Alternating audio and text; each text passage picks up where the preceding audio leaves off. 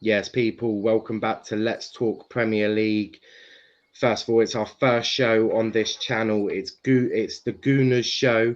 I'm here with Luke and Saul's, obviously two Arsenal fans. How you doing, boys? I'm not too bad. How you doing, mate? Yeah, not too bad. As good as life can be at the minute, yeah. Yeah, it's going to be a good show. It's going to be a good show, and we've got M5 as well. You all right, mate? Yeah, what's going on, lad? You all right? Yeah, all good, Yeah, mate. bad. So first of all, we're going to get into probably if this goes through, the Arsenal fans are going to absolutely be jumping up and down like they've won the Champions League, the Premier League, and the FA Cup all in one season. And that's going to be the potential takeover. Now, how much of this is true, I frankly don't know, right? But apparently there are reports that obviously Kroenke is now a poor man and has no money. So there is the potential of I think it's Dangonte. That's the one, Dangonte, for a £2 billion takeover. So will anyone jump in on this one? What's your thoughts on this? Yeah, I mean, Kroenke is the poorest rich man I've ever come across. I mean, he's a stingy businessman. Even if you ask the likes of Vince McMahon, who's spoken about him as well, he said he's one of the worst people to do business with. That sums up a lot of people. Like, because Vince McMahon, let's be honest, right? He is an entrepreneur. He's a typhoon in the business world. But if he's got something bad to say about you with all the controversy that WWE and WWF bring, it's got to be some element of truth to it. Now, when you look at Dangonte and his sort of business and his background in oil, and a lot of people are a little bit apprehensive about his conducting of business, because it can be. It's like when Roman came in and people are like, oh, it's blood money, it's this, that, the other. To be honest, I quite frankly couldn't give a shit anymore, because let's be honest, all the rich people in the world have done something dodgy to get to where they are. And it doesn't really matter who you back in that sense. I just want a man who's passionate about the club. And every time Dangonte's spoken about Arsenal, he's seemingly more and more making me feel like he's been a fan of the club. And obviously when an owner is a fan, like a Roman Abramovich, for example, he took over Chelsea and he's acting like a fan. He's always there. He's always within the stands of the game, given obviously he's allowed to be there with all the COVID situation and everything. And that's all I want. And that's what I feel like that's finally what us as Arsenal Football Club might get. And even before this $1.5 or $1 billion loss that he had, he was never moving like he had money anyway. He was always he's been in debt. He's got a $4 billion debt buying Arsenal from from Usmanov, and he's got the debt of $5 billion for the stadium that he's built. And I know people are going to say economics are always going to talk where they tend to take this as leverage anyway, and they take it on as debt because they're going to repay it through schemes that they've got set up with debtors in terms of the revenue that they bring in, and it gets offset by the revenue brought in to the debt that they collect. So it's never really them paying the debt off. It's more kind of generated through their ventures. So it's nothing to look too deeply into, but the $1.5 billion seemingly is a loss due to operational costs of his businesses. So it's going to be an interesting one, because he's not as rich as Dangonte. Dangonte's got a double. His net worth is worth a double, reportedly. Obviously, you're never going to truly know what these guys are worth. But yeah, no, I think it'll be a good takeover. I think we might finally have a passionate owner. Given everything you're saying, I hope he's not giving us a false sense of reality where he's showing everything coming into it and bringing us in as fans to accept him, and then he just kind of becomes another Kroenke. I hope that's not the case if it does go through. Yeah, 100%. Yeah, I'm not gonna go that deep into it, to be honest, because it's just another year and another link to the potential buyer that comes up every year. I'd love a new owner, but I'm not gonna talk about things that don't exist. Hopefully, there's some truth to it. I don't know much about Dangonte. So I couldn't speak about it. But you're gonna need somebody that doesn't just have a big net worth but has liquid. They need liquidity because you need the money that's upfront. You don't need somebody who has let's say 10 billion net worth, for example, but all their money is tied up in assets.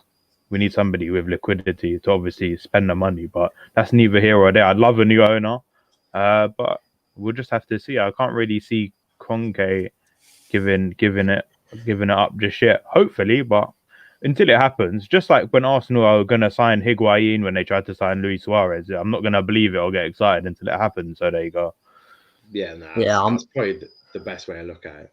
Yeah. Go on, Luke. I'm on the same page as M5. I mean, we've been linked with a takeover, I think by like this guy for quite a while now. And like he said he's tying up some projects, and 2021's the year he's going to make the move. But again, like everyone's saying, we don't know until it doesn't happen. We can't believe it. We've had false hopes of reality before, and they've all been crushed, unfortunately, by paying £1 for the Suarez situation.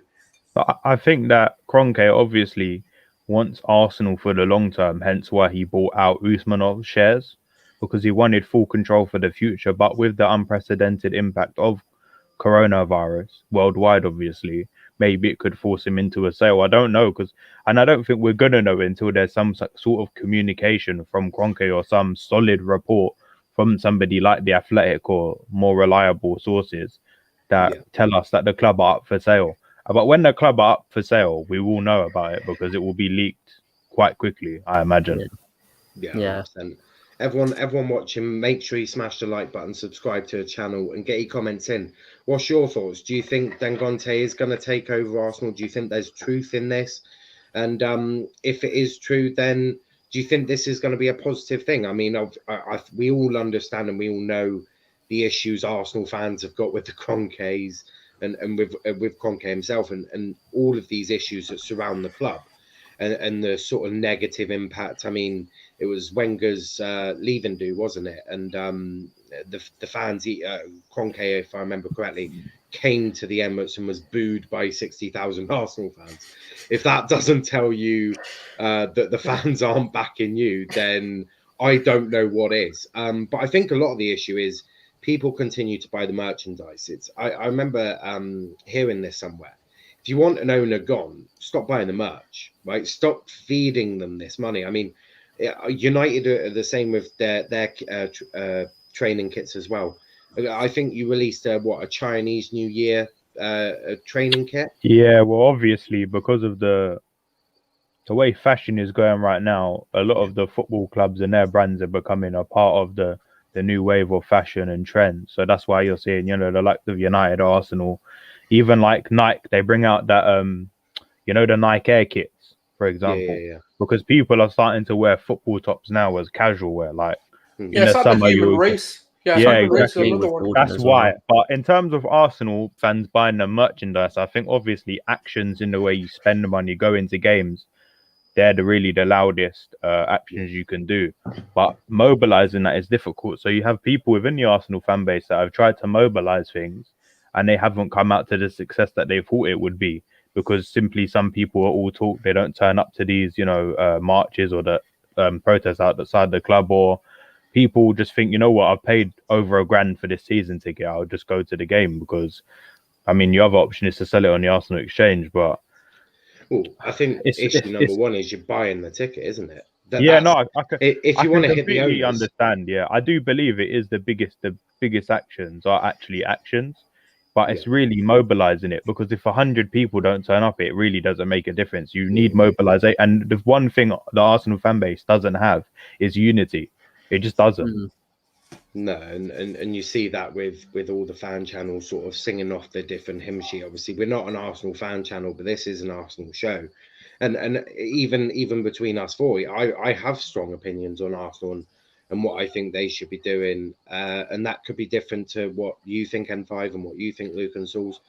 But I think, you're right. Obviously, mobilizing people, trying to. The other thing is, though, merchandise sales have already been agreed to anyway. So the Arsenal have already got their money in their shares from the merchandise sales. Most of the money goes to Adidas. Yeah. So this majority of what we're buying is already, so the deal is structured so that they pay it up front essentially, and that's how obviously these sponsorships make their money, because they're going to give them, let's say, £1 billion, what they gave to United, for example.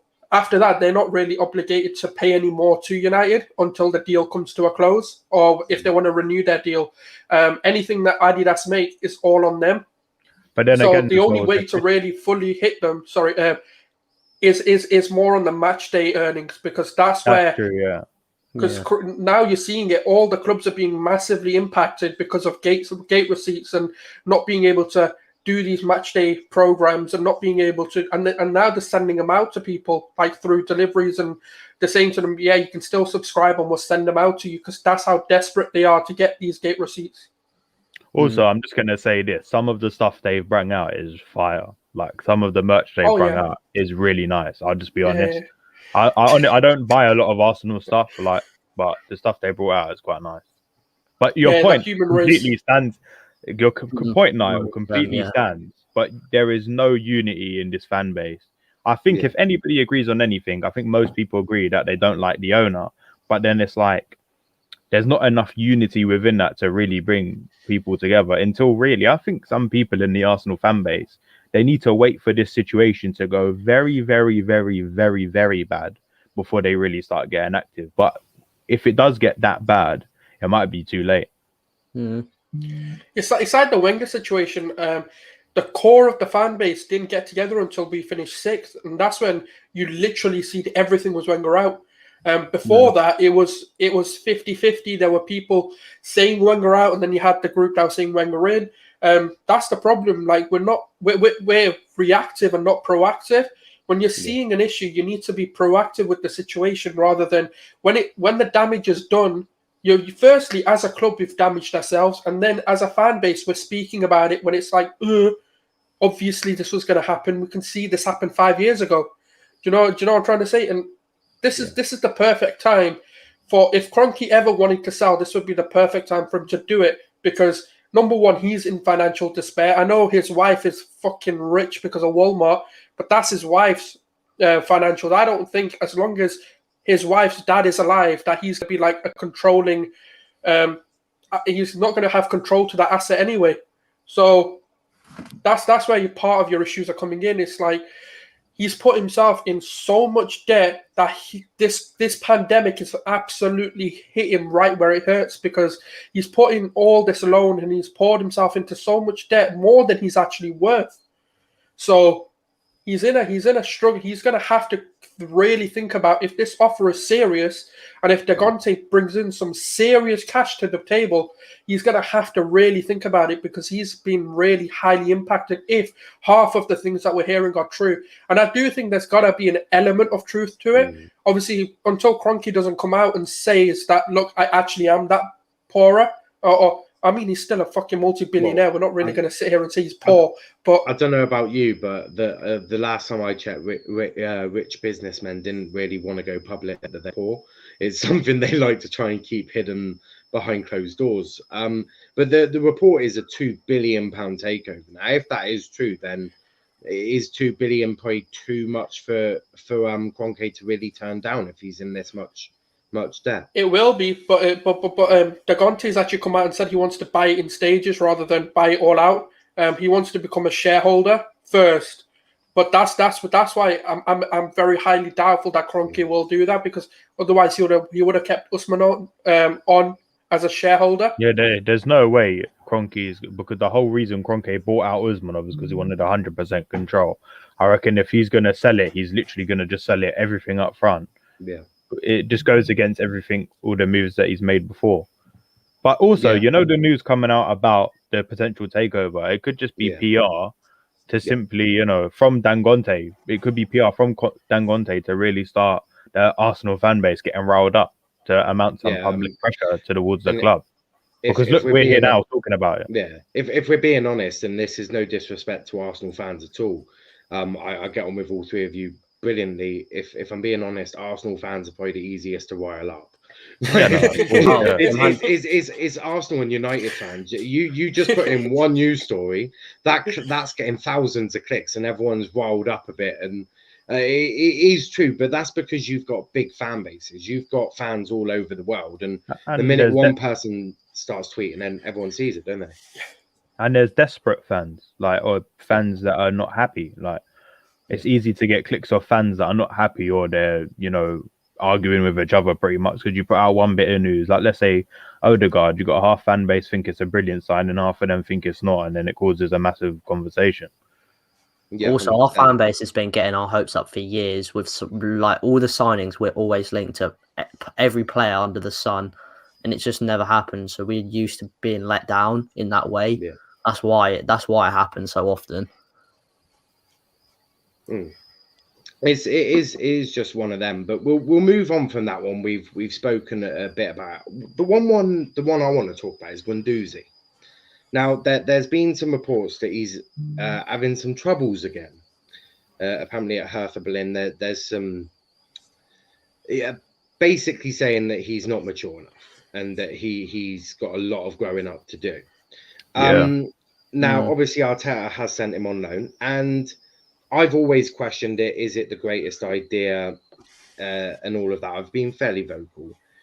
But now I'm starting to sort of think, actually, maybe Arteta's got this one right. Because the last thing that Arteta needs right now is some gobby little prick who's just going to be opening his mouth every 5 seconds and being a little twat. So what's everyone's thoughts on that? I'll be completely honest. When he disciplined Guendouzi after the Brighton game, I was completely on Arteta's side. And for the most part, I genuinely do understand why he doesn't want him in a locker room. And I understand that Guendouzi does have major faults in that way. I think for Guendouzi, it's going to take the right mentor, the right manager to get the most out of him and help him mature. And then once he passes that stage, he can maybe fulfill his potential a little bit. But I wish Arteta could be that person, but I don't think he is, because in my opinion, his man management has been horrible. I honestly don't. Do you think there's a mentor within the team structure that could work with Guendouzi? No, because the team, because you have the leaders in the dressing room, aka let's say a Xhaka, for example. Yeah. But Arteta is an authoritarian. It's his way, or you're not. As you said, it's non-negotiable apparently. Anyway, but so the things Arteta says in that way, he is the dictator of the team, and if he doesn't want that player, then the player's not going to be there, even if there is a leader in the team that can help him. But yeah, I think Guendouzi could excel when he has the right somebody he respects, somebody who he actually listens to. He obviously has attitude issues, but we don't know fully how it impacted Arsenal. But obviously Arteta just doesn't want him. Yeah, I'd completely agree. I thought Arteta handled it well, considering especially the state we're in now. You look how our fans reacted when Xhaka got sent off. Like, you don't need that negative attitude in an already very negative side. And I think, he needed to go out on loan. Obviously, it's not working out for him because he's well known for having a poor attitude. But, he's clearly a talented player. It's just, again, attitudes can set players back massively. And I think, he does need to find someone that would, tell him, listen, you got to stop being a prick or you're never going to make it. Because otherwise, especially under Arteta, if he wants to have an Arsenal career, he's going to actually have to, get his act together, because Mikel Arteta is so strict. He won't let you, you have to do it his way, or you're not going to make it in the team.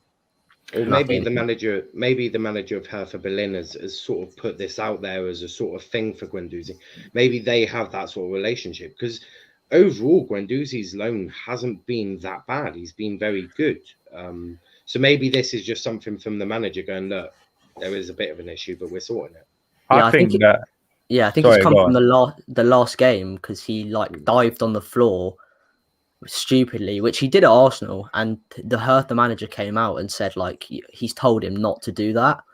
And I think he's obviously still young, so he's gonna have flaws in his game, but I think he's had a good loan spell, but there are moments where he has a lapse in concentration, like he did against Brighton. That was stupid, and in football you're gonna get called out for making those mistakes. So yeah, I mean, it's not been a bad loan spell. I think if he comes back and hopefully he's had a bit of an attitude change, I think he could be in Arteta's long-term plans. You know what it is with people like Guendouzi, and this is just not just, it is mostly in sport too, but in life. Somebody like Guendouzi, I'm not going to pretend I know him, but he clearly thinks of himself quite in a higher regard, and he needs to be mentored by somebody who he considers even in a higher regard. So he will actually listen to them. So maybe somebody like a Mourinho, I'm not saying that is the person that he would like to be under, but somebody like that, somebody who's actually held in regards much higher than him and in his own view too, then he'll listen to that person. But he seems like one of those people that if he doesn't see you on his level, then he's simply going to act his own way, and which is not much of a way to act. But there's even people who are 30 and in sports that act like that, because they're just egotistical, and that's just a typical trait for sportsmen anyway. So I think if he's paired with somebody like that, then he could probably succeed. No, I agree with that, and I think one of the things with Guendouzi, I've always said it about footballers, right? Is I've seen brilliant footballers with shit mentalities, and that he's coming across as one of those kind of players. And but the thing with him is his mentality can change, because it's not one of those on the pitch attitude. It's more of a stush personality and an ego that he's got. He thinks he's better than people because he's in a privileged position to be a Premier League footballer. I was saying this on someone else's podcast. The statistic has come out where only 1% of the world's population actually come into being a top flight footballer. And if you're looking at the Premier League, that's even less of a percentage. So when you've made it from came from a third division German team to basically a Premier League side, it's a huge jump for a player of that caliber. And it's huge because he came in and he became a staple piece within the first 11. And I think what Arteta did is send a warning to the players coming up that, yes, you can be talented, but if your mentality and if your attitude is not there, you are going to be sent out. And if you don't fix up, you've got no future here. And I think that's exactly the attitude you need to have as a manager. It's not about being authoritarian. It's about being real, because mentality is a huge part of football. Because look at Martial, he's one of the most talented players, but because of his mentality that he struts around and everyone questions his mentality more than his ability. And that's again with Guendouzi, brilliant player, but his mentality just sucks for me. One thing I'll add to that, though, Souls, is that there are some players who are genuinely like that, but because they're so good, even in other sports. So, for example, somebody like Dennis Rodman, he literally was partying. He flew to Vegas before a big game.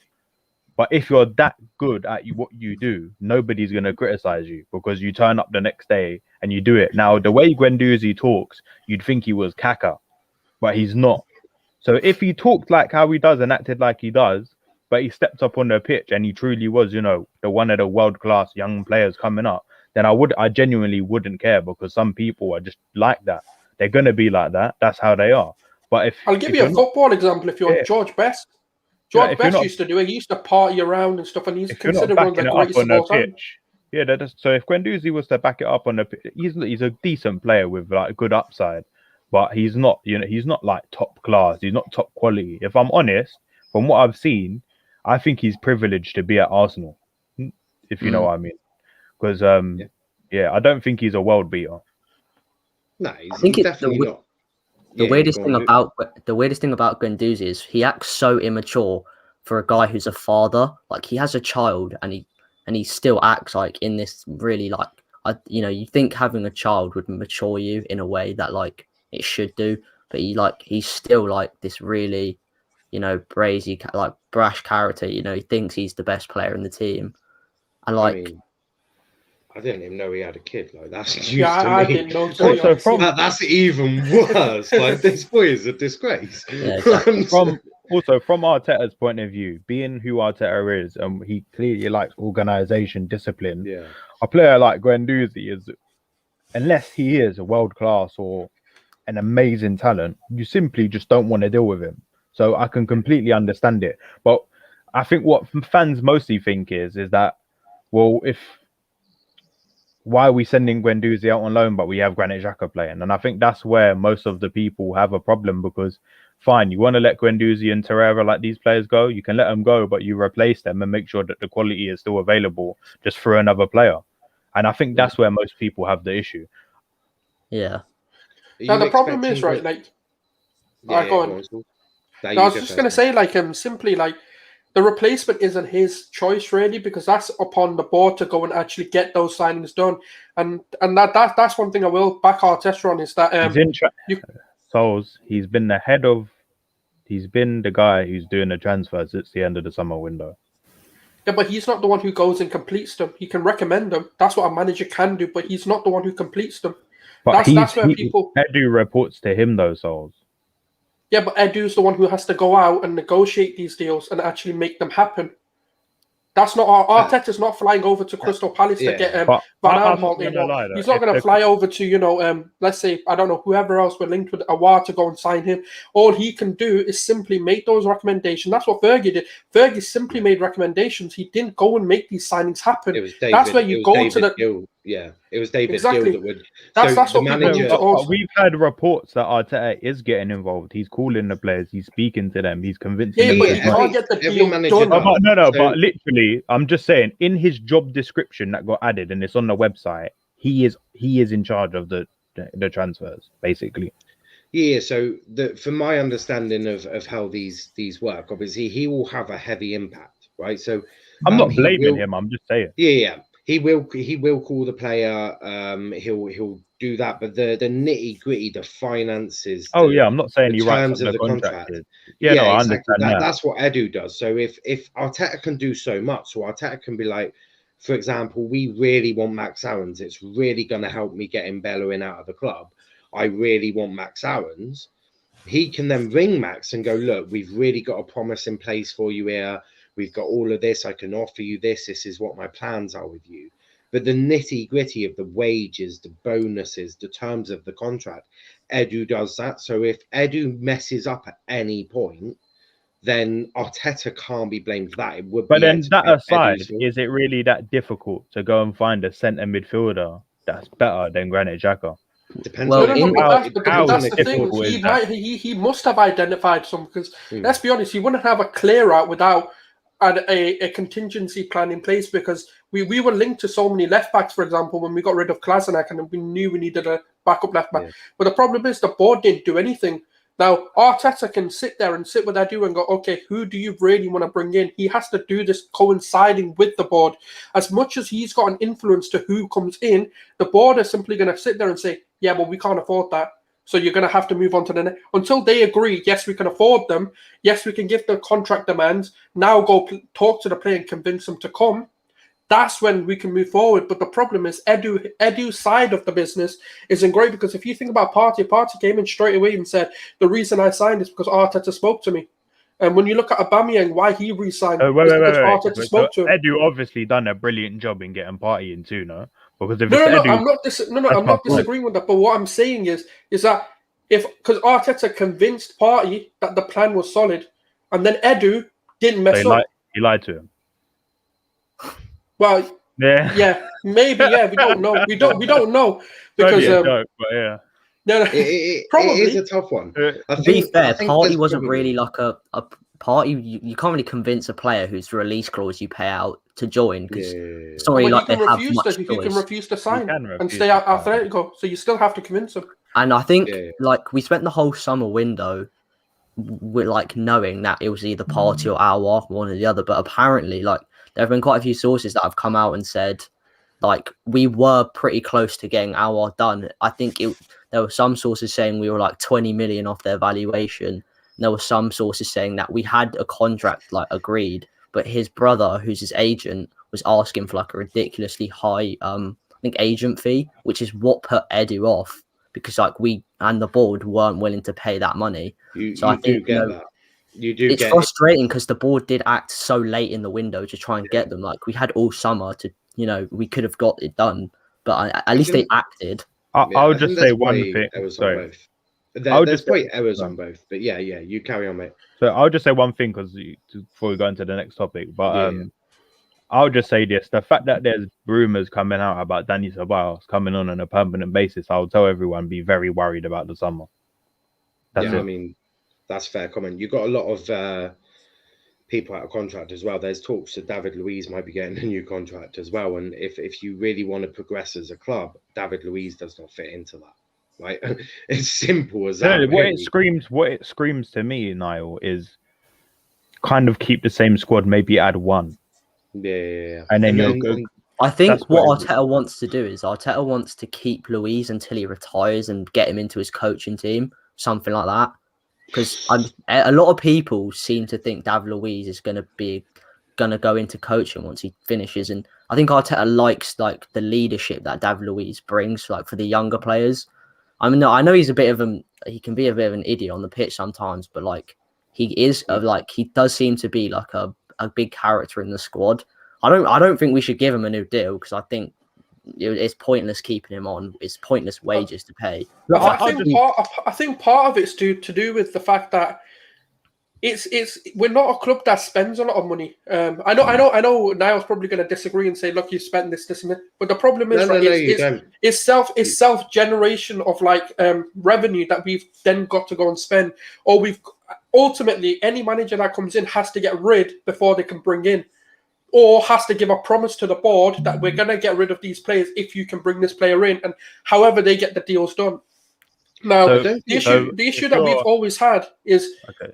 We with all this that's coming out about Kroenke's finances and stuff, it's not just we can't look forward to the summer anymore. It's just more to do with the fact that it's how much money can we truly spend, or are they identifying that there's other weaknesses in midfield isn't the target area because they're hoping that Party if they don't strengthen the midfield, then you might as well just write off next season because everybody else, I'm telling you, coronavirus or not.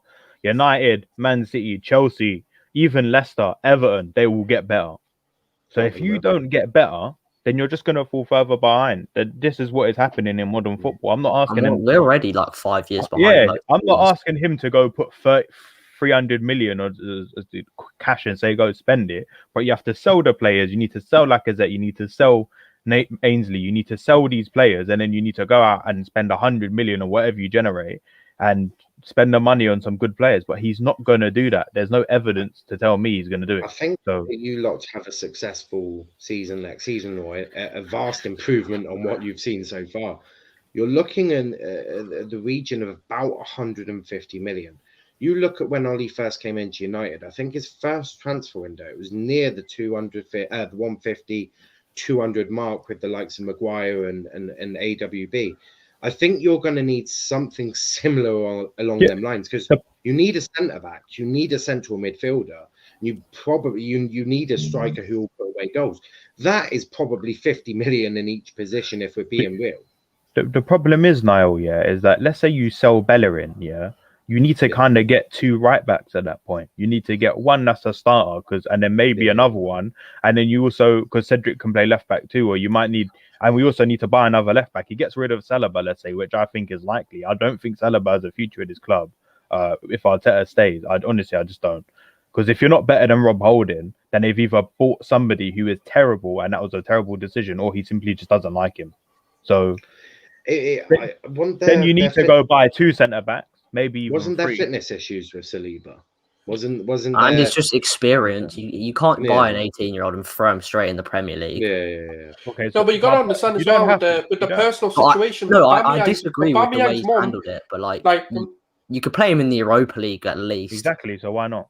What I am going to say is and this is not to be. I hope it doesn't come across disrespectful, but Aubameyang's mum's ill. She hasn't passed away, and look how much it's affected a senior player. Saliba at the age of 18 lost his mum, completely lost her, not due to ill, she's gone. So you've got to understand as an 18-year-old to throw him into a Premier League side with how toxic this fan base is. I wouldn't do it because I know the minute he has a couple of bad performances, people are going to get on his back. Because even if you look at the video that got leaked and the backlash he got from that, that's going to mentally destroy someone. So imagine when you've got a fan base who's going to criticize him week in, week out because you're not playing well. That is completely okay, Souls, and I understand that point. And if he's not ready for the Premier League, I would never want a player, especially in that kind of environment that he's in, to be put in there and be subject to, vulnerability. But he clearly wanted to play. So why didn't he the Europa League? Even Arteta said he regretted not putting him in the Europa League. But you know what it is sometimes? This is what you need your managers and your doctors and your physios and whoever else is involved in this process to sit there and say, you're not, mate. Because if I'm going through something, but this is what I'm trying to say to you. Sometimes you need the manager to step up and say, "Trust me, you're not ready." Because when people are going through, especially mental stuff, everyone's going to say, "Yeah, I'm fine." You never really hear about it until. I'm not saying he's going to go commit suicide, but that's what tends to happen. If you ask family members who have committed suicide due to men, they're like, "We didn't even know they were going through it." So sometimes, that's the way I'm thinking about it. Yes, I could be totally off the ball and I could be like, no, Arteta just doesn't rate him. But I feel like there is a bit of protection to him, being the fact that he's come to a new country, he's developing as a player. I think it's the right thing to do to loan him out and potentially give him back to like France and say, look, you're in your home country at least.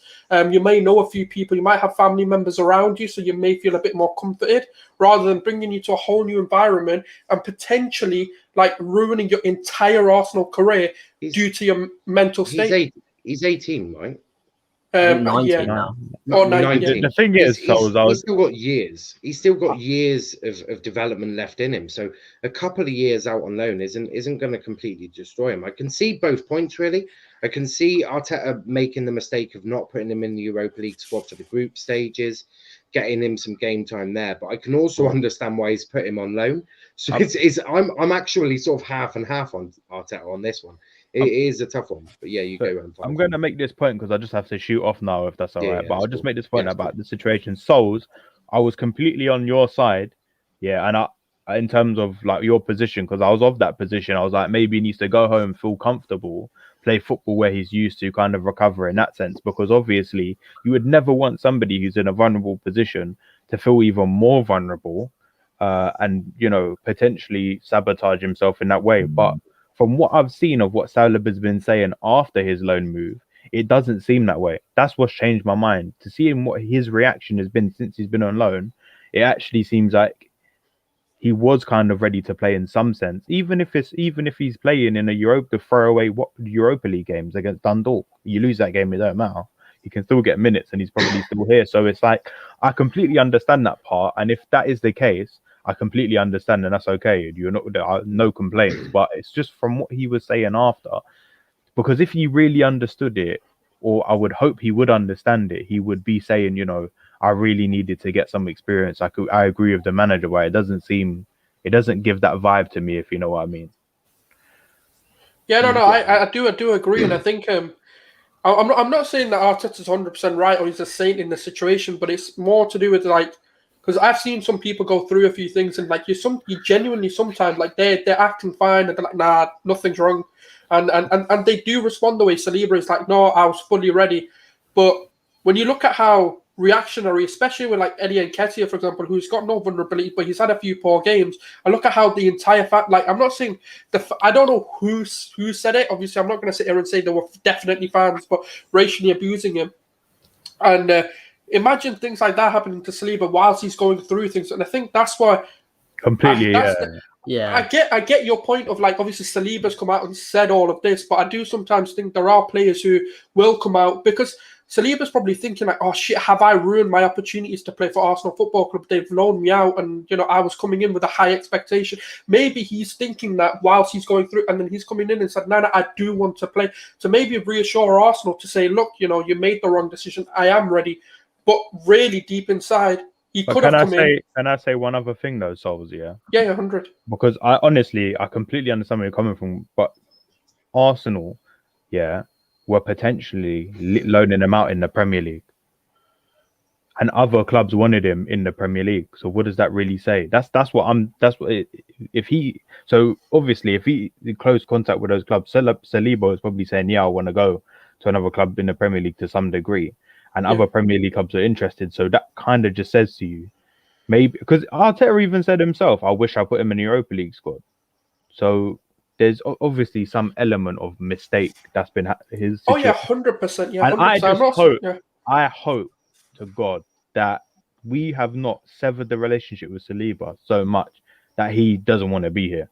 Because he seems very, very happy right now on loan from what I've seen. So I hope there's been guarantees made that he's really going to be integrated into the squad after his loan, because if not, we've wasted over a year on apparently a project that we want in the club in the future. But on that note, I was to say on that note, thanks now for having me on, because I've just got to shoot off, and should be on the next episode. Whenever you do it, just shout me and I'll be here. And anyone who watches this, thank you for listening to me, and make sure you subscribe to Niall. Because there's going to be a lot of good content on the channel, and so I'll see you later. See you later, Souls and Luke. Cheers, Fat and Five. See you later, man. See you in a bit, mate. And just on that Saliba note, for me personally, it takes one conversation between Arteta and Saliba. I know Arteta can come across as a prick, Don't get me wrong, I've been Arteta out more than I think me and Sauls have had this debate many a times. We're not having that debate. That debate to me is absolutely fucking pointless. It's the most dead debate in the world. It's like it's just dead, right? Arteta in, Arteta out, whatever. We'll see, right? I think we've all discussed it as people enough. My bit on Saliba is I think I see it on both ways. I think could Arteta guarantee him the game time at Arsenal this season? No. Could I see him getting him game time on loan, helping his fitness? Yes. Some of the things he said, of course, yeah, it's not ideal, but I think one conversation sort of sorts that out. But the question I want to ask is, do you think Guendouzi and Saliba will go back on loan next season, or do you think that Arteta is going to integrate them into Arsenal, into the Arsenal team? I think Guendouzi will. It all depends on. Saliba will probably be integrated into the team because there doesn't seem to be like any form of bad blood. But I think it all depends on this remaining of the season for Guendouzi and how it goes for him at Hertha. Because if he comes back the same player, Arteta will probably want him sold. But you know, it all depends on how what he has to fix his attitude if he wants to make it at this club. But I think Saliba he'll be given the game time in the cup competitions and the Europa League next year. Yeah. So I think, but the thing is, those two signings were Emery signings, and you have to look at Arteta's track record with the Emery signing. Sorry, at first he wasn't really a big fan of Pepe. You know, it's changing now, obviously. You know, he's never him and Guendouzi never really seemed to get along. And you know, you look at Saliba. You know, he might have treated him a bit unfairly, but it's probably right to send him to his home country so he can get minutes, because the Premier League, as we all know, is the most demanding league in the world. So you're not just going to throw someone in the deep end, especially at that young age. But I think Saliba will be integrated in, but Guendouzi, it's all on him. If he wants to salvage his career, it's all on him. Totally agree with that. What about you, Sauls? Yeah, I think with Saliba, I think the one of the things that I will say is that there was no buy option. So there wasn't the loaning team that has a chance to buy him. So that gives us a little bit of hope that they're just literally sending him out to say, look, this, especially with the way the season went, obviously he wasn't registered at the start. So obviously bringing him into this current climate of, yes, Arteta's made the mistake of not signing Malis in the Europa League team. We can agree with that, but we move on from it rather than bashing him because it's done now. What can you do? Yeah. But moving on from that, I think... what he really wants is for him to go and get the fitness and get it in a league that's not so demanding of him, and he can go and learn his trade a little bit more. Probably where he's a little bit more comfortable, where maybe he's not going to get bashed by the fans as much because they're going to be like, yes, a loan move. If it works, he works. If he doesn't, he doesn't. It's like with Ceballos, we don't talk about him a lot because it's a loan move at the end of the day. We're all echoing that. Yeah, he's probably just going to go back. Obviously, with the thing of 22 million, we may end up buying him, but. With Guendouzi, it's all on him because Arteta's given him the ultimatum. You change your mentality. You accept the consequences. The Guendouzi thing's actually a lot deeper than just what he said.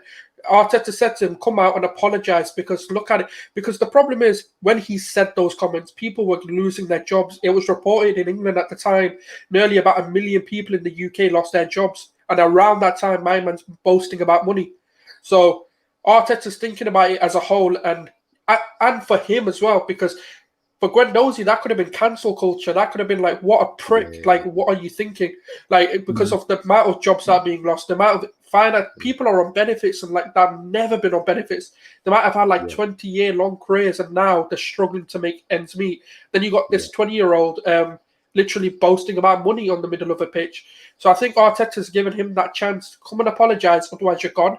And obviously they couldn't sell him at the time because it was so late in the window that a loan move was basically all they could get out of him. And he's probably said to him, go there, mature up, and come back a better man, and you can play for Arsenal.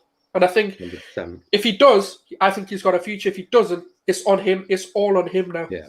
Yeah, that's a great way of looking at it. I do want to quickly move on to the right back, Hector Bellerin. Now, Ballon d'Or potential winner Bellerin. I'm joking. That last comment.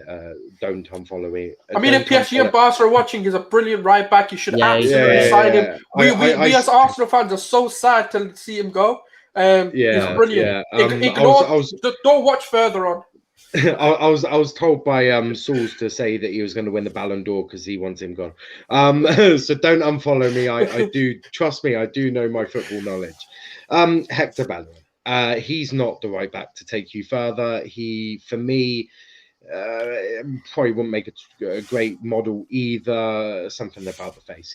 I don't have the greatest face or body in the world, but I don't walk around strutting myself like I'm Cristiano Ronaldo. There is talks to PSG want Bellerin. I frankly don't know why. Maurizio Pochettino must be either drunk or high on some sort of illegal substance. Who is their right back, PSG? Florenzi. Oh, that's just trash versus garbage, really, that. I'm guessing you two are both on the opinion of get rid. Yes. I'm assuming.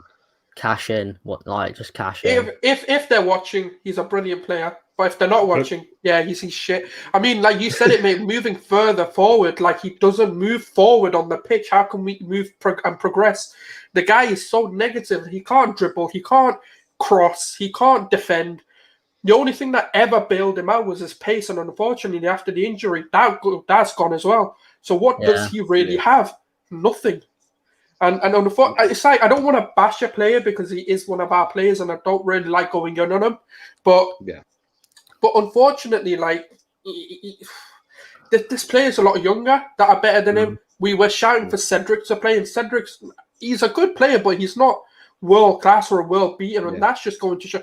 We've got a centre mid from our youth academy who we want to play right back more than him and Ainsley Maitland-Niles. That just goes to show like how much we don't want this guy at the club. Yeah. I mean, well, Bellerin just came up on the BT screen for me just as we were talking about him. Right? He's onto you, mate. He's onto you. I'm really baffled. I'm really baffled as to what Arteta sees in him, because he hasn't put in a good display all season, really. I don't think Arteta sees anything in him. I just don't think Arteta's got the players to replace him with. Forward, he's hopeless going forward. He got that goal, didn't he? Yeah, but respect on his name. I mean, that's like a once in a blue moon situation. Yeah, I know. The thing is, you look at a player he's awful, but he's been linked with Barca, Juve, and PSG all in the last season. So clearly, I don't get it. Their recruitment must be worse than ours. Pochettino's come from Tottenham. Who in earth is walking up to Pochettino going, "Oh, Maurizio, we've got you a right back"? He's going, "Oh, grand, who is it? Hector Bellerin?" He's probably looking like, no. So you didn't get me a right back. Is that what you're trying to tell? Yeah. Or Maurizio Pochettino really rates Hector Bellerin, to which he probably should have managed Arsenal and not Spurs. It's one of them that. But to be fair, Mauricio's not doing a great job in PSG anyway, from what I've seen. Yeah, he's got the worst record of points for a PSG manager, I think. Yeah. We're not going to discuss Maurizio because this is the Gooners show. I was about to call it the Arsenal show. It's the Gooners show, not the Maurizio Pochettino. He's loved by Tottenham and United, believe it or not. United fans have orgasms over him. I frankly don't understand why. He's no better than what they've got, in my opinion. But as I said, this is the Gooners show. We're going to skip gracefully past Bellerin, something that he can't do in the Football League. Or in football at all, which is grace past someone. Because I think we summed that up pretty well. Sauls is desperate to get him gone, judging from what he's saying. And Lucas, I'm the positive one, and I want him gone. Yeah, I know. You're Mr. Positivity. But we are going to move on to, I don't know if this subject is worse or not, but Arsenal on course to have the worst season than Wenger's poorest. I mean, that's not great. RJ in the comments saying, "Yo, how are you doing, RJ?" Obviously, after this at 10 o'clock, there is the United show, a great panel full of banter. It's gonna be hilarious. So make sure you tuned into that.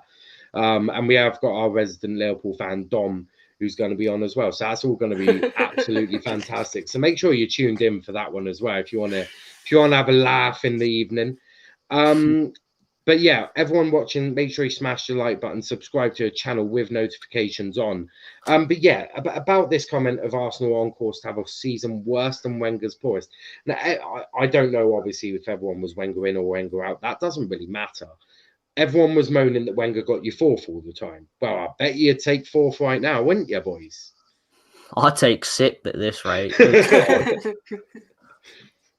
Yeah, it's such a hard one to talk about because, like, because you can't really have the conversation like of why we're doing so poor without bringing in like the board, which we've already spoken about, which bringing like having this Arteta thing, which we don't want to have.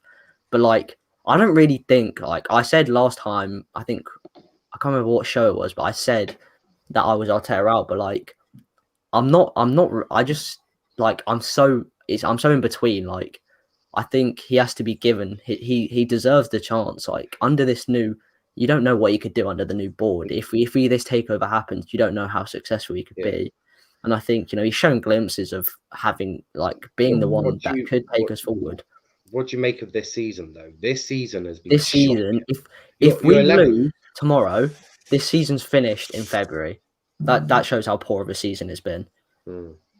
But I think the major problem is, right, obviously without going in deeply into what we've already spoken about, we simply do not have, because how many times can we blame the manager and not pinpoint the players now? Because if we look at it and we discuss the players individually, they failed all three managers and they're the core of this team simply because we're not bringing players in.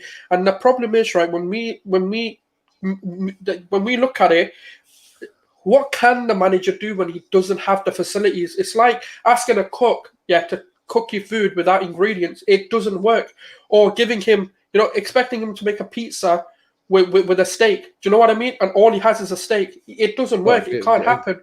Oh, I was just about to say, have you never tried steak on pizza? That's lush. No. Just having a steak, and expecting him to turn that steak without anything else into a pizza. Yeah. It doesn't happen.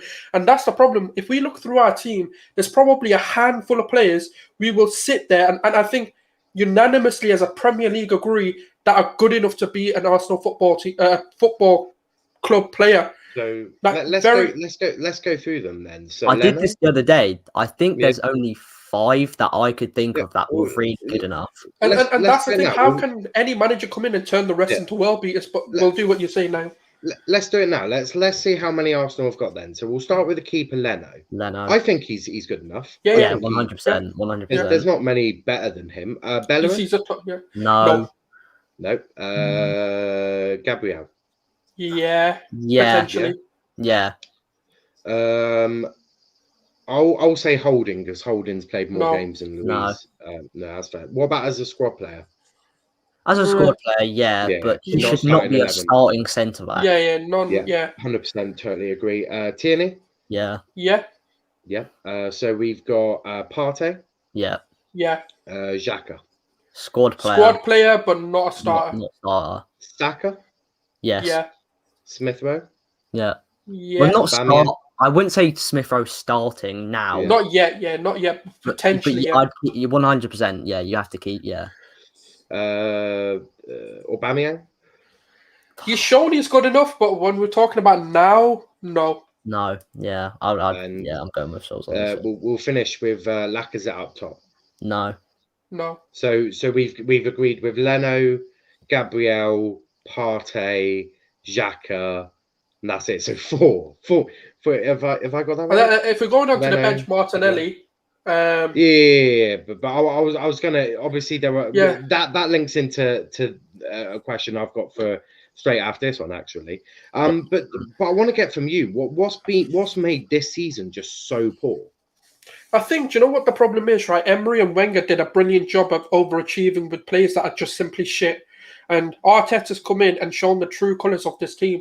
This squad, unfortunately, as many people are going to say, oh yeah, we should be finishing top 6. No, we shouldn't be. This team is abysmal. It is shit. Yeah. You're telling me that Xhaka walks into any top 6 team in the Premier League? No. You're telling me Bellerin walks into any of the top 6 teams? No. You're telling me that even Gabriel probably doesn't walk into a top 6 team. Holding doesn't walk into a top 6. Gabriel walks into United.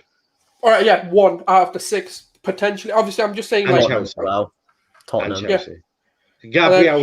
Gabriel is probably the only one that would probably walk questionably, in. yeah. Definitely walks into Liverpool. Let's be. Oh yeah, right now, yeah. Real. I'm talking definitely. I'll take definitely struts. Definitely struts into. Yeah. Definitely and then struts into Liverpool. Holding. No, he was linked to Newcastle. No one else wanted him, and he wasn't going for a lot of money anyway. Tierney's the only other one, and then that's what I'm trying to say. It's like when we look at the top 6 sides, more than like 90% of these players probably don't make it into them. So how do we expect to compete to a top 6 when we don't have a top 6 squad? I agree. I agree fully. Yeah, just agree fully. But the thing is, like.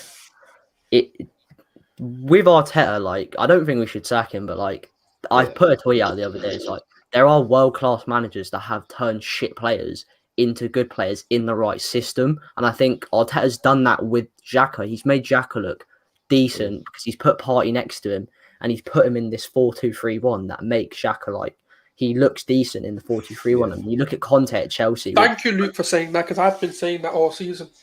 You look at Conte at Chelsea with Moses and Alonso. He made them look pretty good. He's doing this. Tuchel's doing the same with Alonso and Rudiger and stuff.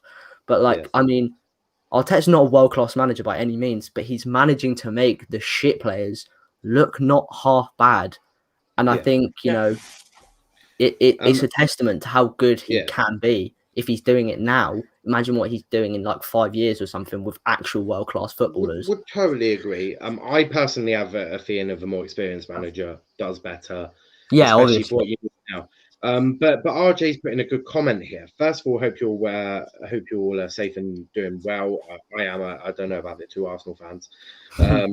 Depression might be a problem, but we can sort that out. But what does Arteta have to do to keep your faith in him? So I presume beat Benfica tomorrow is probably that's what I was gonna say. Just win tomorrow. Yeah, just win tomorrow. Do you know what? I'm completely different on that one. I don't think anything changes this season personally. Yeah. Because for me, it's the personnel. Because I'm past the point of blaming managers now. Because Wenger couldn't do anything better with them. Emery came in experienced, and he couldn't get anything more out of them. And they turned on him for probably being too demanding. And then Arteta's probably the same now because they turned on him because he's demanding too much. Because do you know what it is? Pep possibly after the match was probably mucking our fan base off, and he's probably making those comments sarcastically in the sense of saying, "Back the man, give him the players, and he'll bring you to where you want to be." I don't know whether he's sarcastically saying it. I don't know whether he's just mugging us off. No, but I think that's genuine. I think if you look, I've always said, and you'll be able to back me up on this, that I don't think Arteta's a bad manager. I think right at this precise moment, this isn't what you need. If you were to back Arteta and you were to give him 4 or 5 players that are going to really help your team, look at what Ollie was given. He was backed with Bruno and Cavani. He's been given the players to succeed with, and that's Ollie. And Arteta might be slightly better tactically. I think Ollie's management skills are way above Arteta's. But you look at what Ollie's done whilst being backed. I think if you back Arteta, I think Pep's saying there is a call to your board saying, look, if you give him players, if you give him the quality that Arsenal Football Club should be having, because let's be real, Arsenal are a big club. Like I remember my childhood, Wenger fighting with Fergie, Wenger fighting with Jose, Wenger being sent off at United and jumping up above the dugout and just going, well, I've done what you wanted me to do, ref. I remember this, and I remember him always being in Champions League. I remember Henry and your Invincible era. I look at you now and I'm like, I made a slight comment when I did my Football Manager save, which is I've taken a fallen giant and I'm going to make them better again. I think you've fallen. And I think if you back your manager, you will probably get a better result out of it. But it's that backing. I don't know if you're going to do. Do you know what it is, Niall? I've gone back and forth on this as well, in terms of what will an experienced manager do, and I simply don't think they'll do much better. Yes, they might just get us into top 6, and maybe Rafa does better. Rafa, an experienced manager, but this is the thing, though. Like, I get where you're coming from, but you can't even then you can't turn shit players who are always shit into world beaters. And at the moment, we're so far behind in quality. Then that's where the issue is coming. It's the quality of players. It's not, and the problem is, I've never seen any of them say to sit there, and I'm sat there, I'm like, yeah, do you know what he's showing me? Like, you know, with Pepe, the reason why we're hopeful is because he's showing glimpses of a talented player. But I don't look at Bellerin and say, oh yeah, if Allegri came in, you know what, actually he'll get he'll I don't see anything in Bellerin. I don't see anything in Holding is stupid. He's a dumb footballer. Like, are you really telling me you were never taught to get tight to your player and not ball watch? There's simple things where I'm sure, like, and that's what makes me doubt whether an experienced manager can come in and actually for a full season get them to the level. Yeah, maybe for like the initial period, but not for a long-term thing, because you need the players to have a little bit of brain and understanding of how football works. And unfortunately, we've not got enough of them. Yeah, I'd say, like, if this takeover happens, then Arteta has to stay, because realistically, this team is, I think, 4 signings away from being good again. We're a right centre back, a right back, a centre midfielder, and a striker away from being a top team. Because I think, I agree. And I think one thing I've been praising Arteta a lot for this ever since this happened. One thing that really two things is switching us from the 3-4-3 to the 4-2-3-1. That saved him. And it saved our season a little bit, because we'd be a lot lower in the table if we stayed with the 3-back, because we play a lot better football in this 4-2-3-1. And I think the other thing is moving Saka out on the right and bringing Pepe on the left, because they've performed a lot better and they've got better stats in them positions. And I think Arteta's, clearly shown his tactical ability in that sense. And I think, I don't see any point in sacking such a young manager when this season, like this, especially now, this season, if he loses tomorrow, this season's done. Okay, let's just get the league over with, and hopefully this takeover happens and we go again next season. Because the thing is, our fans, Arteta out people, they don't understand this is a rebuild process. Like, it's gonna take time, and I know we've been in this rebuild stage since Wenger left, but now it's an actual rebuild with a young manager who's up and coming. Our squad's young and up and coming. You've got really young players. You've got Tierney, you've got Saka, Martinelli, Smith Rowe, all these young players coming through. Like, it's going to take time. And I think we're just going to have to be patient with Arteta and the board, hopefully. Last season they gave him 2 signings that he wanted in Gabriel and Partey. And I think, it can get better, and it will get better with time. But that's the thing. Our fans are very impatient and demanding. So will they? Yeah, on that, because Luke made a very good point about Saka and Pepe. And I know a lot of our fan base is going to sit there and say that was a fluke. But guess what? It actually isn't, because I've got a track record to prove it. Arteta made Sane into an inverted winger, because Guardiola came out and told him that the reason why we started to play Sane in the position he's in now is solely down to Arteta's training and individual ability. And Sterling was credited to Arteta as well, because Arteta came in and Sterling actually came out and said, all Arteta came in and done was adjusted certain things about my game and the way I start my starting position, because he identified those weaknesses. And that's why I do want to say to people, look, his track record proves he can do it. It's just, unfortunately, we're in a situation where time is needed and money is also needed. And if we can't be patient, then guess what? Just go support Chelsea, because if you want something that's just quick, easy trophies, go support Chelsea, because I'm telling you, in about 4 or 5 years' time, with proper backing, you'll want to come back, because we're not. Yeah. We're so far behind, because guess what? We've had windows where we signed Petr Cech and that's it. That's what's damaged us today, because we've not been active in the windows. We've not been, and the problem is Pepe came at the wrong time. We've always got these signings coming in at all the wrong times. Because at that time, we should have invested in a centre-back. We should have been investing in CDMs and midfielders properly. That £72 million should not have been spent on Pepe. If Pepe came in for like 30 million, I probably would have said, you know what, no problem, even if you bought him then, because that's a good player to get for that price. But that's the knock-on effects that we're feeling. And now what Arteta sat there and said to the board is, none of this bullshit. I don't want Upamecano for 80 million because I don't believe we need an 80 million pound centre back.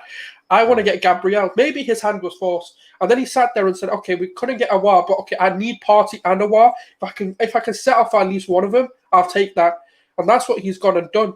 And yes, you know what? All great managers have bad signings and they have good signings. Willian probably was forced for him. I don't think he wanted him. But obviously, I don't want to get into Arteta in and out and the whole Arteta thing too much because obviously I know now it's got a conversation point for us. It's okay because I'm going to move you on so that depression doesn't become a big thing within the Arsenal fan base. I don't want to be I don't want to be one of the main reasons why everyone can't cope with life anymore. So we're going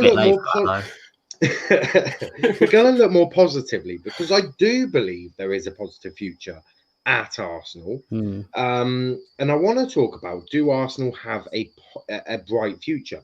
Now I'm looking at the players like Martinelli, Saka, Smith Rowe, Tierney, even Gabriel, even Saliba, to be completely honest with you. And I'm looking around, I'm going, there's not a half bunch bad of lads here with a few world-class signings or good signings.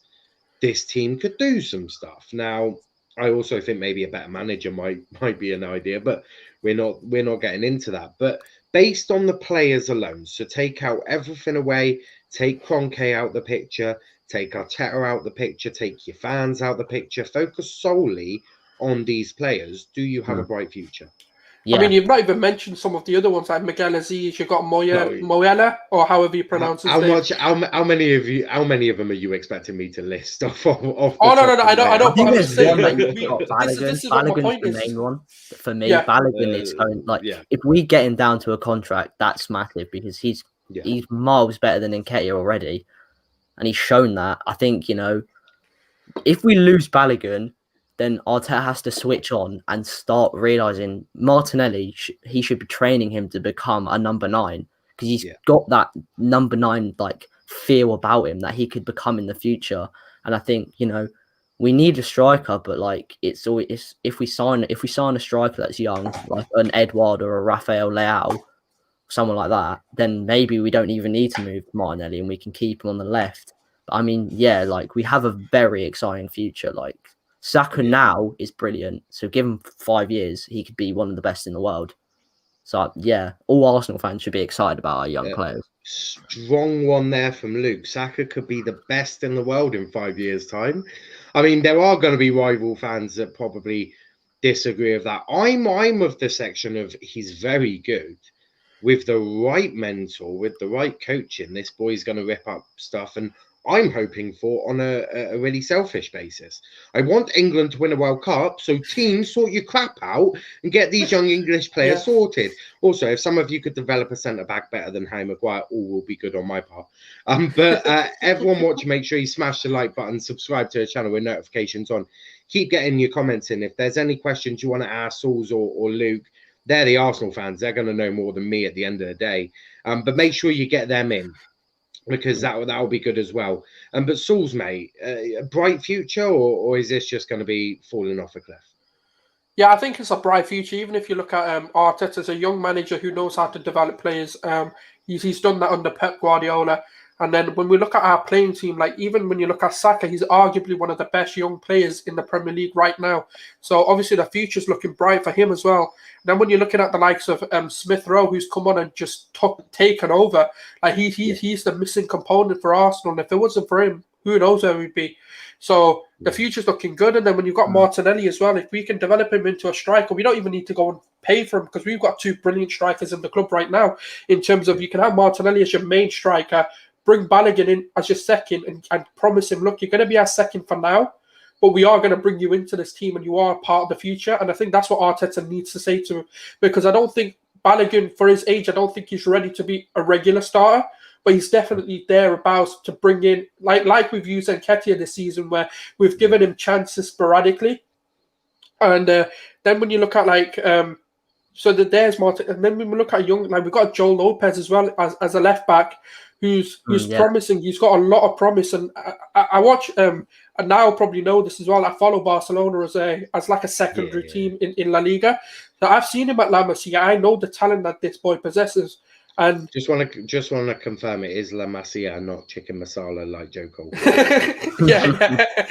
They don't have poppadoms for halftime snacks, right, guys? So Joe I know they live there, but that's not what that happens there. They may have chicken masalas in their academy. I don't know, but yeah, it's like we've got Miguel Aziz, who's another one on people's lips. Like he's looking very talented. And then you got Moyela, or however you pronounce his name. He's looking like a very good up and comer. So our academy is arguably one of the best in the Premier League. Like you can argue all day who's got the best academy. Oh, we're not getting into. We'll probably do a ranking system on that one day. But like our academy, in terms of the production it's currently got, we can be excited, of course. And we've got a young, exciting manager as well. I know people may rate him, may not rate him. It's more about this team does need the time as well. And like you said now, with a few world-class signings alongside them, we're looking like we can get back in a... But it's going to take a little bit of time. Not even world-class, just competent signings. Exactly. I think Max Owens does a job at Arsenal. I think Basuma does a job. I think, and they're not world-class signings. They're just smart targets. And that's the thing. You've got to be smart. But we are going to move on and preview tomorrow's game because it's actually good, and we'll have some match reactions to these games as well tomorrow. Obviously, Arsenal have got a big game. It is a big game. I know some people are saying it's a must-win game, and to be honest, it probably is a must-win game because you're at home to Benfica. You've got an away goal. So that could potentially be valuable. But what did you see in the first leg that you need to change in the second leg? Obviously, Aubameyang taking a couple of chances might be a good start. But your overall gameplay, what did you see that you were encouraged by? And what do you need to change for the home leg at the Emirates? I can't really say there was really anything that we did well in the first leg, apart from... Our chance creation wasn't half bad. We gave some good chances for Aubameyang. We had obviously the goal, which was very well made. Which is something we're starting to do more. We're creating chances out of like something that you wouldn't expect to like have a chance from. I think just need to be more clinical, really. And we were defensively all right, but all we need is just to take one, if Aubameyang scores that sitter on the goal line, pretty much, this fixture looks a lot easier with 2 away goals. But I mean, just be more clinical, and hopefully the midfield's more positive because there was a lot of backwards passing again from the midfield. Hopefully Partey's fit for the game, and Tierney will hopefully be starting and getting back to himself. But not a lot. Well, a lot needs to change, but I can't really think of what we did well that we need to, maintain from the first leg, to be honest. Fair point. I'll bring the positivity, Luke. Don't worry.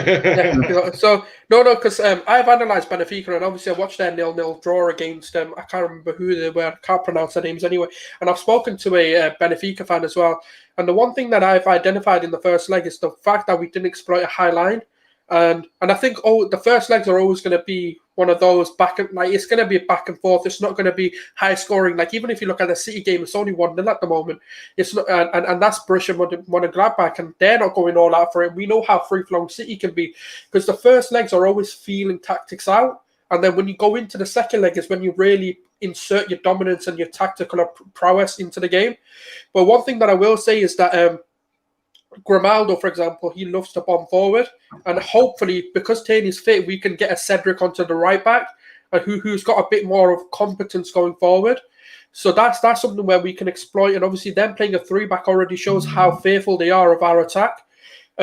Simply, I'll say it now, and if we took any of our chances, we wouldn't even be talking about Arteta. We wouldn't even be talking about whether this game is is in question, really. We would be chilling if Aubameyang took his chance, because he could have scored a hat-trick in the first half. In the first 25-30 minutes, he could have had a hat-trick with the clear-cut chances he got. And Martin Odegaard just looked brilliant, like how flawlessly he made those chances happen from nothing.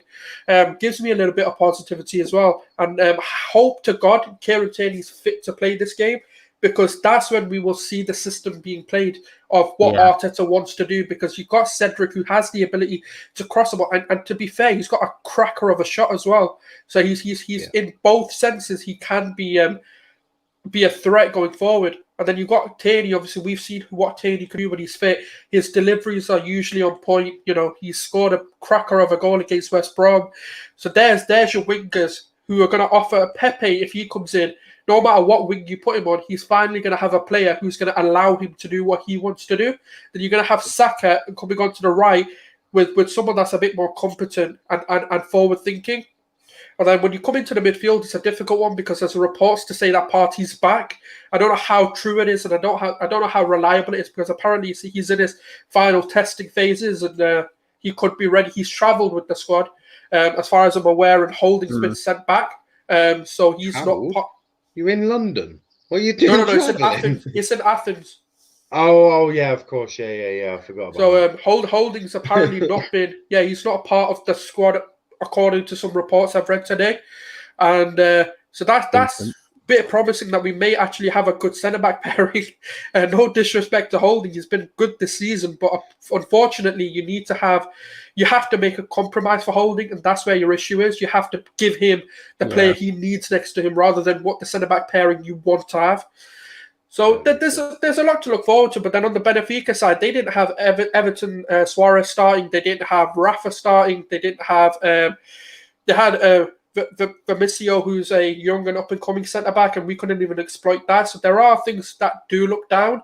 But I think on the play of things, both teams are taking this like a cup final, because even Benfica, they're fourth, not having a great season. They're expecting, they need the Europa League to kick on their season the same way we do. So it's going to be a good game, but I am confident that we should have enough to get the job done.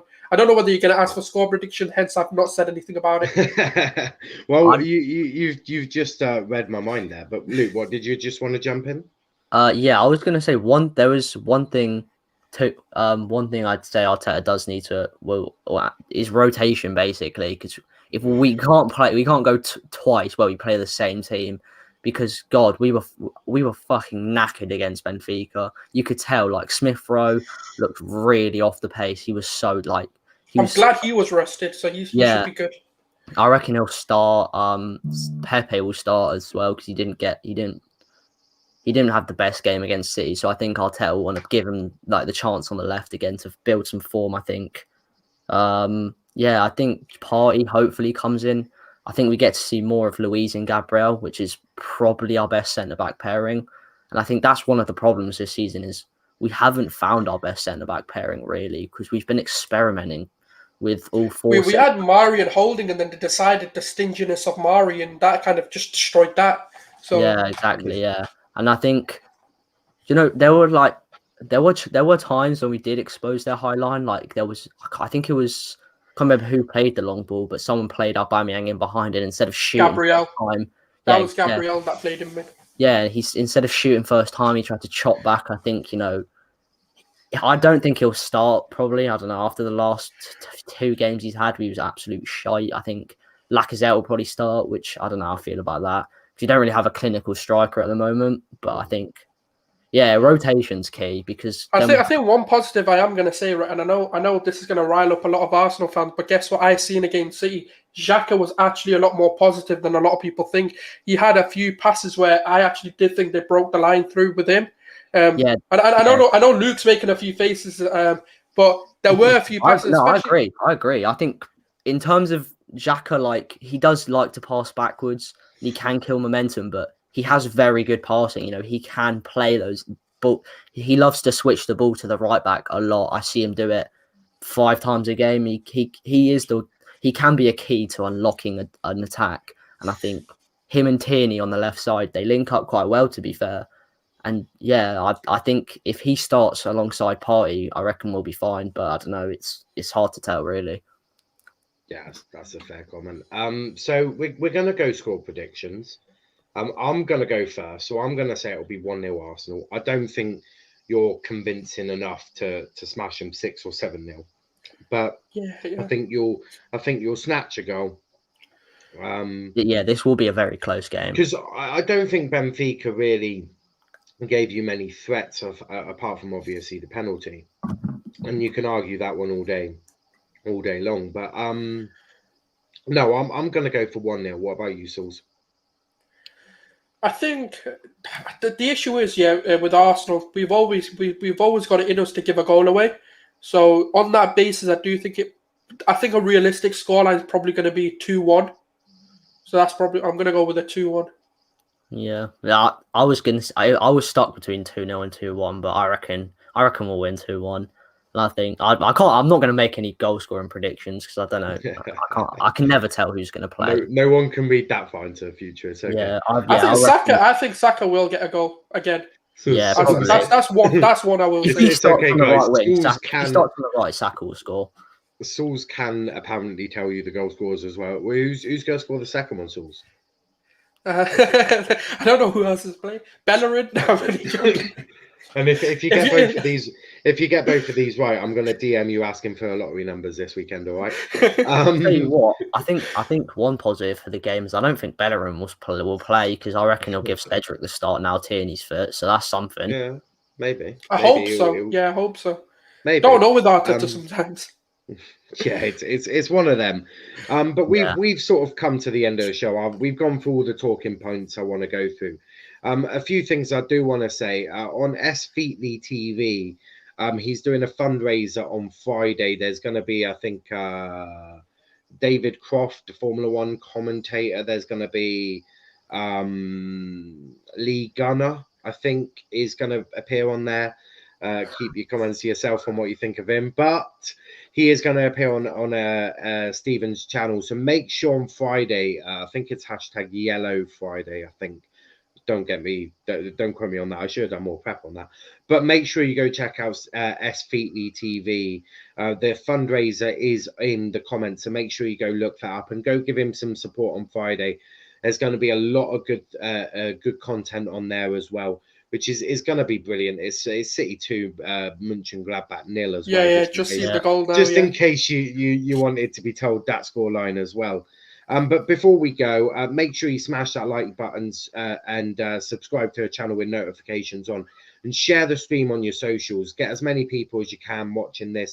Arsenal fans, rivals, if they want to see the boys crying. But before we go, Sauls, where can they find you, bro? Yeah, so it's obviously right here anyway. It's Gooners Souls is pretty much the easiest way to find me. With Twitter, it's Leicester Bay Footy. But even if you type Gooners Souls, I think it does come up. And there's a lot of podcasts. There's a lot of match reviews and analysis coming up.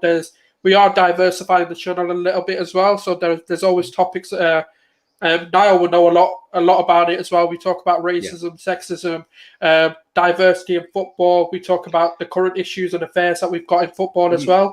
So you have just brought up a comment. I before we go, I do want to address the Troops comment. From my point of view, I think it was bang out of order. I think what he said is disgusting. And I want to make it clear that women absolutely have a right to have a say on football. And I watch Kendall, I watch Anita off the football terrace. And these are brilliant people who understand their football clubs and know what they're talking about and don't deserve to be degraded or spoken down to in any way, shape or form. So what Troops did today is absolutely disgraceful and disgusting, in my opinion. And the apology is... What did you say? Oh, Was it about that Spurs goal? Yeah. I saw the clip. If you want to know, I'll tell you off stream because I don't want to obviously. But obviously now we'll know I've been pretty negative. But I don't give a shit if people think that's the case. But I've been tweeting it all through, and I've tweeted at Arsenal people. And the one thing that I do want to say, I am absolutely appalled that AFTV haven't come out and addressed this. You're the one who gave this man a platform, and now you're hiding behind the fact that he's come out. He made a blunder. Yes, you've got to support your guy, but guess what? You've got to also think about the fact that women do deserve a voice in football. And those comments, But one thing I do want to say, don't send hate, because hate doesn't go. It's like, don't fight fire with fire. he's made a mistake. An apology is the bare minimum he should have done, and he should have done that a lot sooner than he did. But it is what it is. But I think obviously everyone knows my opinion, and I'm always going to fight for equality rights, whether it's to do with sexism, racism, and obviously everyone on the panel, whoever knows my channel, I'm always going to fight for it, regardless of how tiring it gets. And I know there's been moments even this week where I'm like, what the fuck am I doing fighting for it? But that's when you know that this fight is a lot more real than you think. Totally agree. It was a disgusting comment made by troops, and it's not condoned by me or anyone on this channel. And the other thing I do want to talk about on this channel, before obviously we shut up, a bit rude about that. But the other thing is, this is a new channel, but it is going to be from the Football Addiction. Now, Sonny has decided to go and do Liverpool content only. Credit to him, big up Sonny, and for giving me especially, because if it wasn't for Sonny, I wouldn't have this platform. So I want to say a big up to Sonny for doing that, and he's going to do a great job. He's done another video today on crying about Henderson. We love to see it. We do love to see it. I do love to see them tears. And Sonny will be coming onto his channel as well, especially when we do the Liverpool content and stuff like that. So I just want to say a big thanks to Sonny and for all of his work. Yeah. And I wish him personally the best. But we are going to have the regulars, as I said. Luke and Sauls and M5 today will hopefully be regulars on the Gooners show, as they know their club, right? They know their club. And if you want to get involved in this channel and in this show, give me a DM and we can link up and discuss all of that. But you're also going to see the regulars like Jeannie and Tom, the Liverpool fans, and Sonny himself. You'll also see Dom and Kieran and RJ, the United fans, and we're going to have great content on here. But I just want to say a big up to Sonny and to reassure people that there's been no issue, that this was a plan that me and him had yesterday. And I just want to make sure that all was good there. Because you know what Twitter's like, you know what YouTube's like. I will also reiterate, like, I knew parts of the plan, what Sonny wanted to do, because he did DM me about some notes. I'm not going to say everything, but so I knew this was sort of happening when Sonny came out and said what he said in the group chat. I was like, he kind of mentioned this to me. And guys, honestly, there is absolutely no beef. There's no drama. That's not what we're here to do. We're all cool. We're still in a group chat. I don't know how much more than him retweeting our content is going to prove that we're not beefing with each other. This isn't troops. I just wanted to say that because you know what Twitter's like. They'll be like, Noah had his own show and he had like the Football Addiction regulars on. Oh yeah. You know what Twitter's like. So I just wanted to clarify that before anyone got any idea or anything. And big up Sonny, obviously. Make sure you go in to follow the Liverpool Addiction as well, especially if you want to see the Liverpool tears. Henderson's out injured now. Just do laughing emojis, nothing abusive, just laughing emojis. Absolutely no abuse, but the laughing emojis, the laughing crying emojis, they're the good ones. But yeah, Henderson out for 12 weeks. So I mean, it just gets from bad to worse for Liverpool, if we're being completely honest. So make sure you're going to check out him as well, especially if you want a good laugh, because it's gonna be great this season anyway. Next season, maybe not so much, but we'll see. But Luke, where can they find you, bro? My Twitter right's just there. I don't really tend to tweet a lot during the games because I've got awful luck during the games. We always concede every time I say something stupid. But yeah, I'm probably one of the more level-headed Arsenal fans. I know Souls is quite positive, and I know Stephen's quite a negative fan. To be fair, he can be quite negative, but I'm more level-headed. But yeah, just that's my Twitter. I don't really tend to tweet a lot during games, but after I can be quite vocal. But yeah. Yeah, big up to Luke and Sauls, and obviously big up M5 as well. Make sure you're going to go follow him as well, because he also loves his club and understands and just wants the best for this club. Well, for their club, not my club. I don't care. I'm an Argyle fan, and you know that's the beauty of it all, really there. But also, if you want to check out Sauls' channel, I have put the link in his YouTube channel in the descriptions. If you want to just click on that link, give him a subscribe. check out some of his videos, because he does do fantastic videos and fighting for all of the good stuff that we do like to see. And he knows his club, and he's not that bad to talk to. He is quite fun and a very positive Arsenal fan. But also make sure you're checking out me at Nile_PAFC. You'll find out when we're going live, the ideas we've got. We've got different ideas. As I said, tomorrow there will be reaction to Arsenal versus Benfica. Hopefully these boys will be on that as well. There will also be reaction to the United Real Sociedad game as well. So that proves to be a good one. How much will Ollie rotate? What's going to go on with United? Check all of that out at 10 o'clock tonight in about half an hour. It's been a great show, and I just want to thank, obviously, Susan, Luke, and M5 for joining in. Big up to everyone who was watching. Make sure you've liked the video, subscribe to the channel, and yeah, make sure you're back here at 10 o'clock for the United show. It's going to be a cracker. Until